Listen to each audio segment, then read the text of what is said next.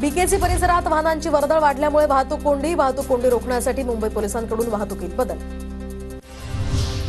मुंबई आणि ठाण्यामध्ये विनापरवाना औषध विक्री करणाऱ्या कंपन्यांवर छापे, तर अन्न आणि औषध प्रशासनाची कारवाई। तर याच घरपोच सेवा पुरवणाऱ्या कंपन्यांकडून 16,700 रुपयांची औषधं सुद्धा जप्त।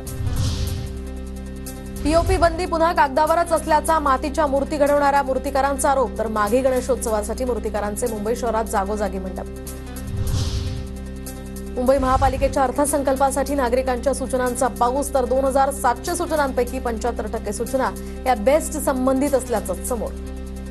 तानसा जलवाहिनीला जोगेश्वरी विक्रोळी दरम्यान गळती, तानसा वाहिनीचा पाणी पुरवठा यामुळे बंद। भुवनेश्वर एक्सप्रेसमधून गांजाची तस्करी करणाऱ्याला रेल्वे पोलिसांकडून अटक, आरोपीकडून 3.5 किलो गांजा जप्त। कल्याण रेल्वे पोलिसांकडून आता आरोपींविरोधात गुन्हा दाखल, या संदर्भातला अधिकचा तपासही सुरू। उल्हासनगरमध्ये दुचाकीला कट मारल्याच्या वादातनं तरुणाला मारहाण, तर मारहाण करणाऱ्यांविरोधात विठ्ठलवाडी पोलीस ठाण्यात गुन्हा दाखल, आरोपीचा पोलिसांकडून शोध सुरू। उल्हासनगरच्या आशोळे या गावामधून बांगलादेशी महिलेला अटक, तर महिलेला आश्रय देणाऱ्याला सुद्धा पोलिसांकडून अटक झाल्याची माहिती। उल्हासनगर गुन्हे शाखेची कारवाई।